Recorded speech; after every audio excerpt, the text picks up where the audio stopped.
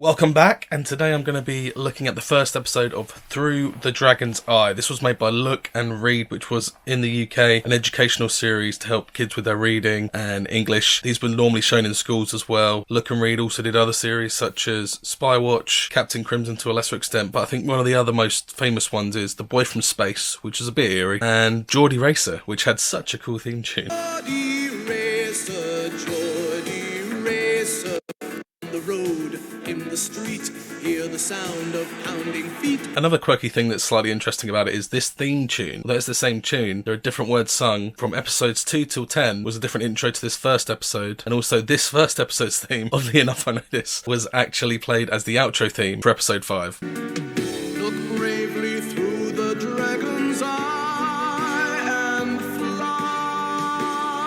I always loved the presentation of Look and Read. We've got the storybooks and other things like that. It was really cool how they did transitions as well sometimes. As we begin, we pan across an English primary school. We find our protagonists, Amanda, Jenny and Scott, finishing off a giant mural on the side of the wall at the edge of the playground. Right, I'll go and tell Miss Taylor we've finished. Hang on, we haven't done his eye yet.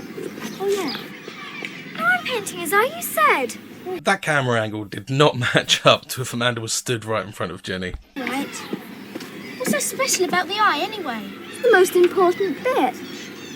Paintings look alive if you do the eyes properly. Oh yes, painting looks so alive, just put a black dab dot in the middle of the eye.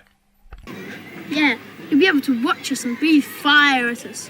I've only just noticed now, if you look at the dragon, it looks like they've actually stuck bits of this picture on for the ease of actually painting a wall. You can see the dragon actually lifts off the picture a bit at the edges. To a child about the age of 8, which I was when I first watched this, seeing that dragon slowly come to life was actually such a wondrous moment.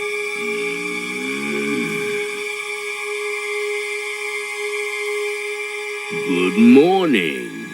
It is good to meet you, Amanda, Jenny, Scott. If any of you think you recognise the voice of the dragon, it is in fact Sean Barrett, who also, funnily enough, if you parodied having a boring voice in the sitcom Father Ted. Who's got the most boring voice? What? Of the lot of us, who's got the most boring voice? That'll be me, Ted. Listen, I have an awful dreary, monotonous voice called. Don't be afraid. Come in. Looking at it now, it seems like you should be very afraid with the dragon motioning like that, telling you to join him. For the late 80s, these effects weren't too bad, actually. Some of the visual and practical effects, and especially as a kid, it just blew your mind away compared to some of the other more grounded in reality stories that Look and Read had told before. I will meet you on the other side.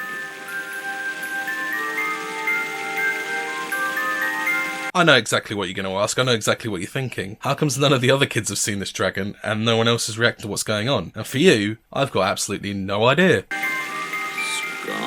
Scott, obviously being the level-headed one, doesn't want to just jump into this fantasy without knowing what's on the other side. Come on, Scott.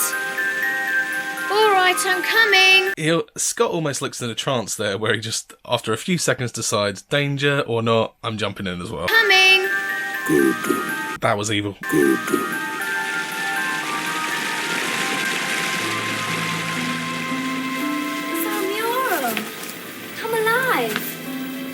Welcome to Pelamar. Some of the sets used in this series, and as I've mentioned, the practical effects are actually really good for the time. My name is Gorwen. Gorwen the dragon. The dragon moved out of his way specifically to secure that handshake with Scott. Don't annoy the dragon, Scott. Just don't do it. It's the flowers I painted.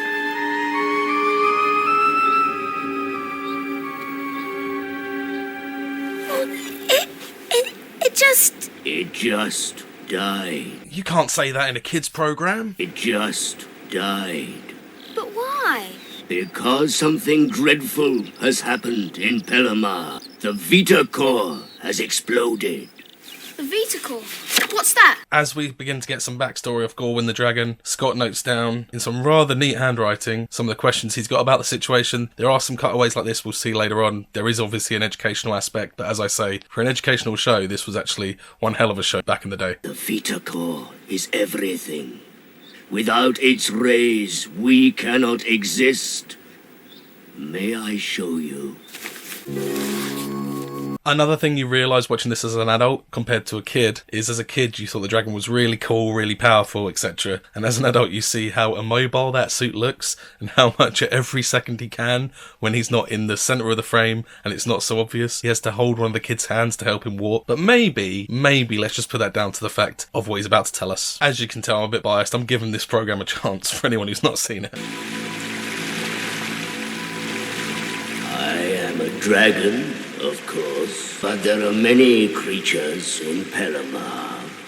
Different, but all able to fly and grow large or small. It seems a bit unorthodox to give all the beings in this world the same power. They can all grow, they can all go small, they can all fly, whether they got wings or not.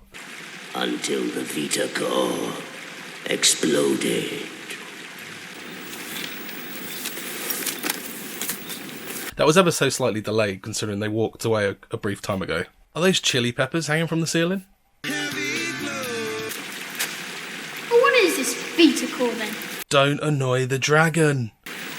Look into the pool, and you will see.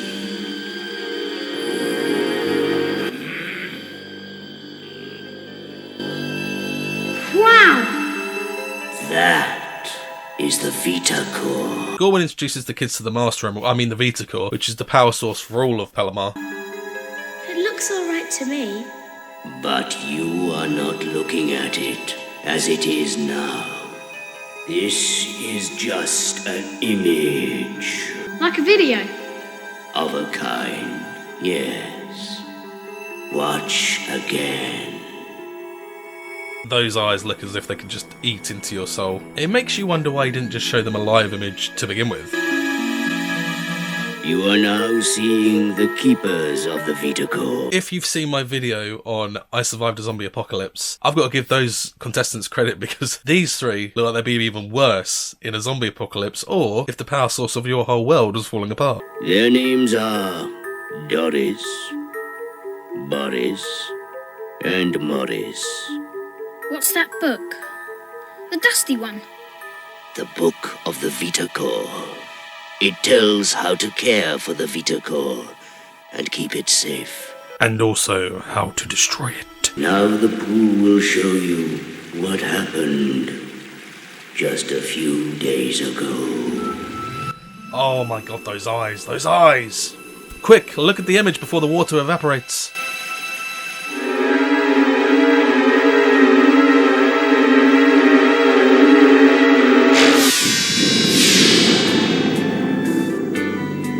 Exploded, gone, the Veetacore is everything. For their time, and considering they're aimed at kids and they're educational, these songs weren't too bad. Some of the songs later on were really catchy. As I say, obviously it's an educational show, so it has these bits in it, but it does a good balance of education and fun. Gorwin knows the dragon's eye sees everywhere. They almost said the name of the show. They almost said it. You can't say that word in a kids' show. The Veetacore is everything. Why did it explode? We do not know.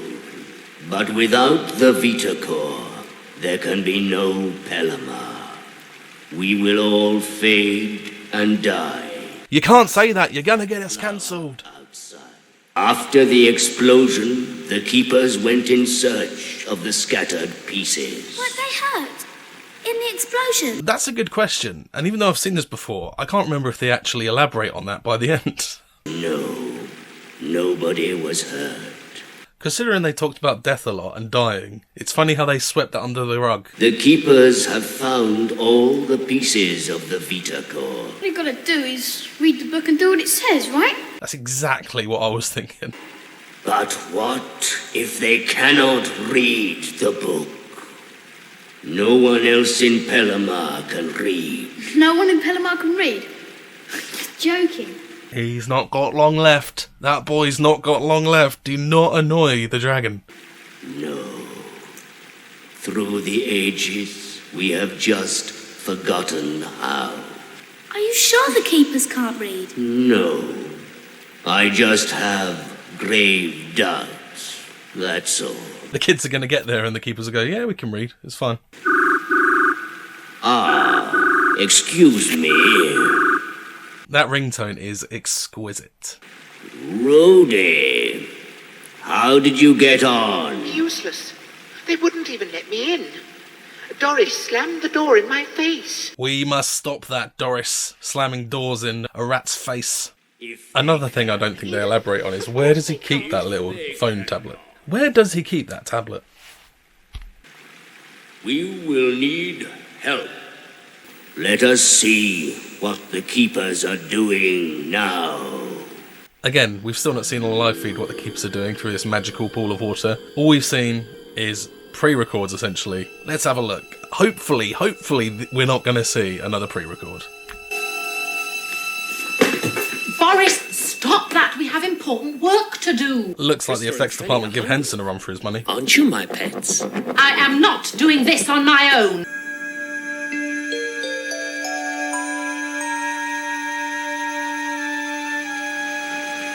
I think you're in big trouble. Scott realises the keepers of the Veetacore cannot read, so he's got some bargaining power in case the dragon does decide he's had enough of him. Gorwin, the book is upside down. I don't think any of them can read. Following on from what I said earlier, these girls look like they're holding the dragon up at this point. He's swaying a bit, he's going to go down at any minute if they're not there. Yes, but what if it's really hard? I mean, what if it's got lots of long words? I didn't think about it up until this point, but why didn't he just magic an English teacher into this world rather than 3 kids, one of which is self-confessed not that great at reading? Sure. Why not? Look at the smugness on Scott's face. He knows he's got that dragon over a barrel, and he's going to be the hero of this story. Are you ready to fly? But Gorwin, you've only got 2 hands.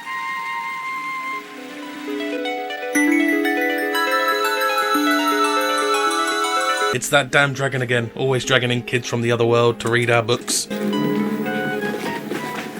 Come, my friends, let us... Amanda realises straight away, as soon as we've got movement, she's going to help that dragon walk.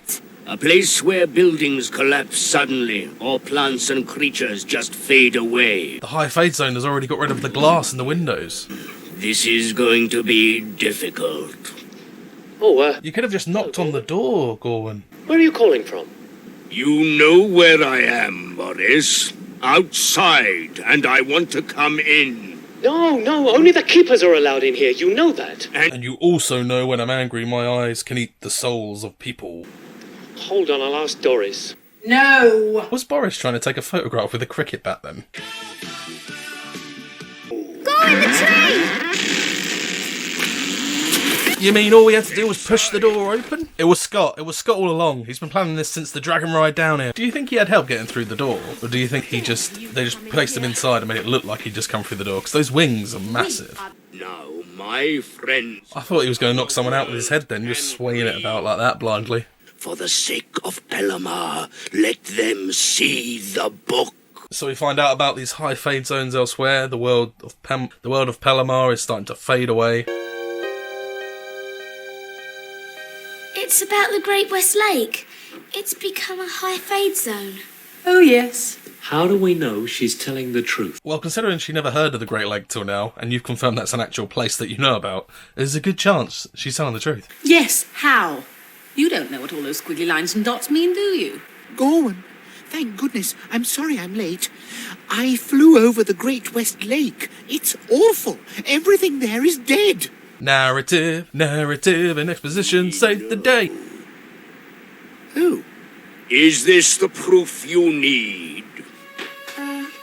I'm afraid it's upside down. The equivalent of Jenny saying to Doris, I'm afraid you're a bit of an idiot.